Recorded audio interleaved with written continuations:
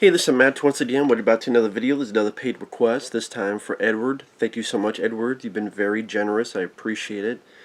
And for those interested in requesting pretty much any type of videos, topics, reactions, reviews, commentaries, re-reviews, whatever it may be, feel free to send it either directly to my PayPal or join my Patreon. Both links are down below in the info box. And this is for South Park Season 6, Episodes 16 and 17. The last two of Season 6. And for a season without Kenny, it's definitely been interesting.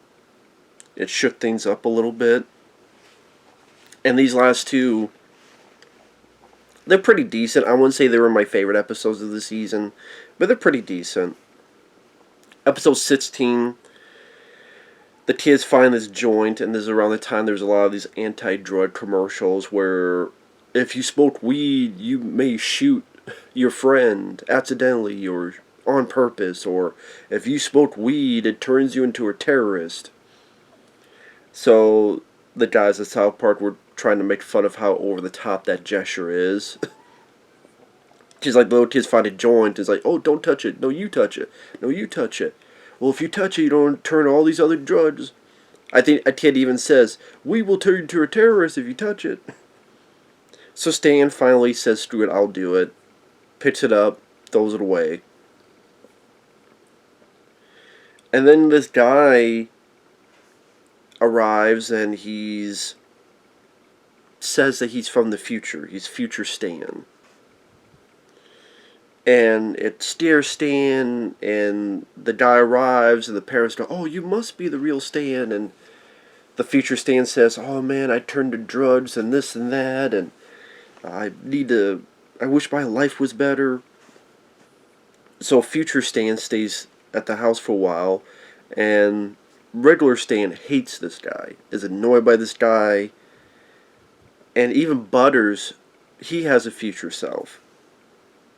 And Stan realizes there's something else going on. That's when he goes to and finds out there's this company called Motivation Corps, where it's actors being hired by the parents to be future selves of their kids in order to do this anti-drug campaign to pretty much steer their kids and go on the straight and narrow path. And then Stan, of course, gets pissed because his parents lied to him, and then he's trying to make his parents confess, hey, what you said is BS, this is total lie. And the father will not do it no matter what. I mean, there's even a point where Stan, well, if he's my future self, if I cut my hand off, his hand will disappear. And there's like, what? The dad's like, well, okay. And the mom's like, what are you talking about, okay? So Stan pretends to cut his hand off, and then the father takes the future self's hand and just literally cuts his hand off. Oh, see, his hand fell off. Well, no, it's not, because my hand is back. Oh, see, look, his hands don't magically appear. Like, Stan's father might be the dumbest character on this show. As in, the most brain-dead character. Randy. It's just ridiculous. But I gotta admit, it did make me chuckle a bit. Just how stupid that guy is. One of the highlights, of course, once again, is Butters. I think that's one of the things I liked about this season. You got to see more Butters. I definitely think Butters was the MVP of this season, because Butters joins with Stan, and then, I'm going to tell you my secret. He comes out in his Professor Chaos costume, and then Stan's like, you're gay? And the way Butters like, what? Yeah, no, I'm Professor. I'm Professor. And he gets cut off by Stan. It's okay if you're gay. It's just the way how defeated Butters sounds. What? You think I'm gay? What? No. Because he's so defeated as a kid that no one knows who Professor Chaos is. The fact that Stan would just automatically think he's gay compared to other stuff. It just... the defeated tone in Butters' voice, it made me chuckle.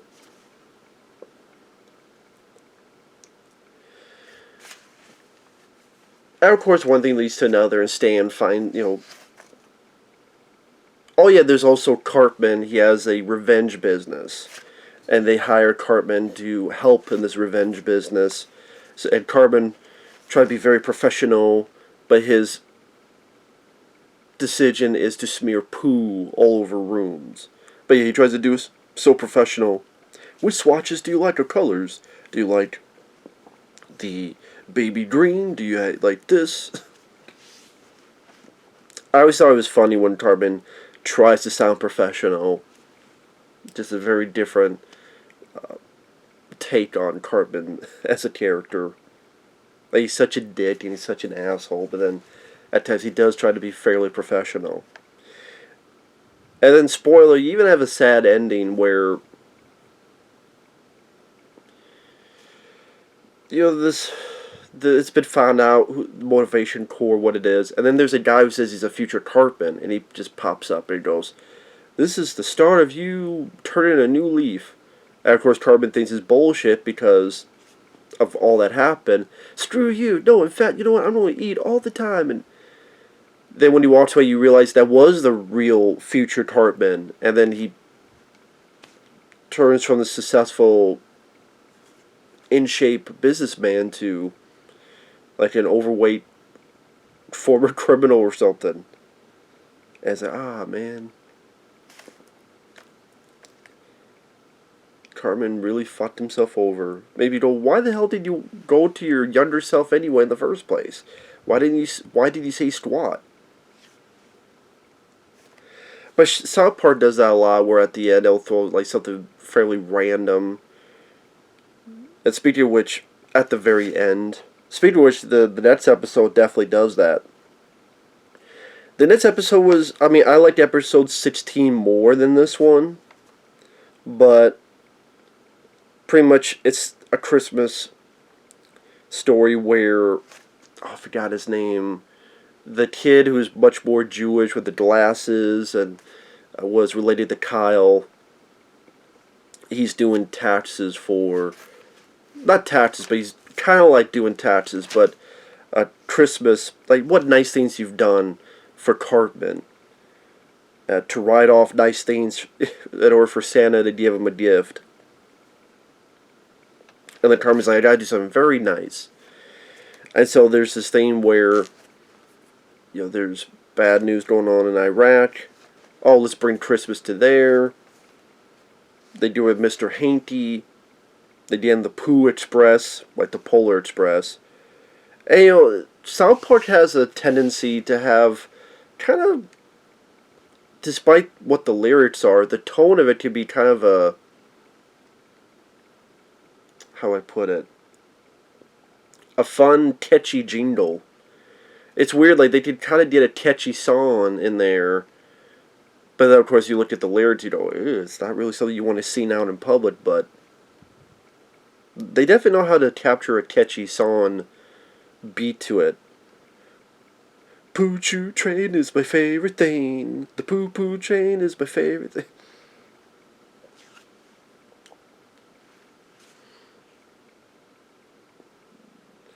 And, like, Santa has a Fortress of Solitude straight out of Superman the movie. And pretty much what happens is Santa gets shot down. This is around the time of Black Hawk Down. So instead of Black Hawk Down, Santa is down. And the way he's shot and the way he spins is kind of like what happened in Black Hawk Down. He's trapped there. And the kids have to get Jesus and go in and save Santa. That's the gist of the story. Meanwhile, from time to time, we'll go back to South Park and the town. Jimmy, the guy who was part of the fight with Timmy, that was a straight off beef for beef of the They Live fight. Jimmy's trying to say the partridge of a pear tree, but he can't quite do it because he keeps stuttering. So it takes like days to get through it. But the town are very nice to let him keep going. So every day you get to see Jesus shot in the back and killed.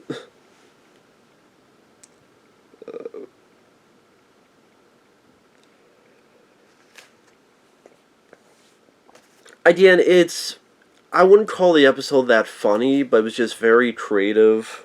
I mean, again, Santa, Black Hawk Down, Jesus going in with guns with the kids, Jesus shot in the back. How many cartoons to have a plot like that? Number one, they would be too afraid to do it for whatever possible repercussions that could come out of it. And two, like I said, it does once again showcase, like, you don't know what the hell's coming next with this show. You don't know what. And that's kind of the interesting thing with each one. Like, what the hell's going to happen next? And it really does, anything can happen at any moment. Case in point, the very final bit, they get their presents, and Kenny just walks in. Hey, Kenny, where you been? And to be honest, it's a cop-out. They did that on purpose. Like, they purposely did that to be like, yeah, people thought it'd be this big twist of how Kenny comes back. No, he just pops in. I'm like, I get why, but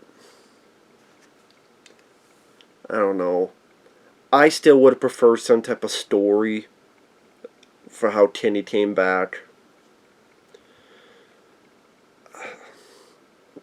Again, I'm sure they just felt it'd be much funnier if Kenny just popped in with no explanation, and then everyone will forget, like, wait a minute, Kenny was never dead. And it just...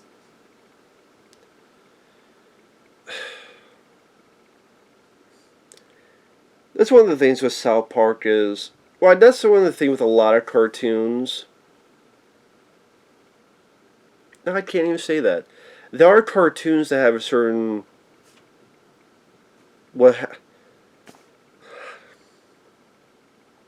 I looked at, like, Batman the animated series, Batman Beyond, even the 2003 Ninja Turtles cartoon, where the flow of the story is consistent, and if something that happened in the past is still reflective of what happens in the future.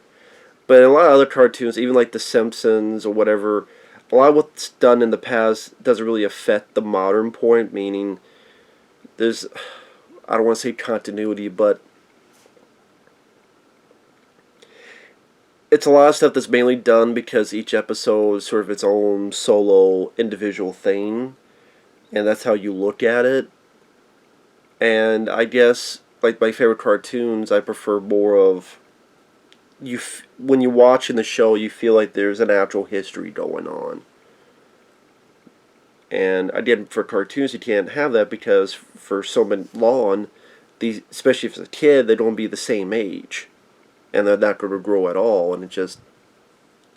I don't know, I'm rambling, but it just would have been nice if there was a bit more to that than just Kenny just pops up and no one is even acknowledging, wait a minute, you died, and all this other stuff. It just... I guess it makes it feel as if the whole thing was a complete waste of time. And I still would have preferred Butters being the fourth member, because I like Butters a lot more. But, I mean, that's just me. Like, I thought Butters was a great, much better addition.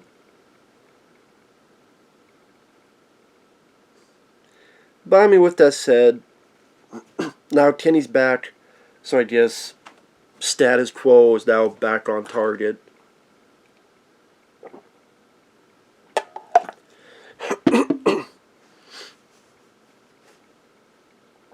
And people are like, really? You like Butters more? Yeah, because Butters, there's actual character, him trying to be friends and then becoming a bad guy for a bit and all this other stuff.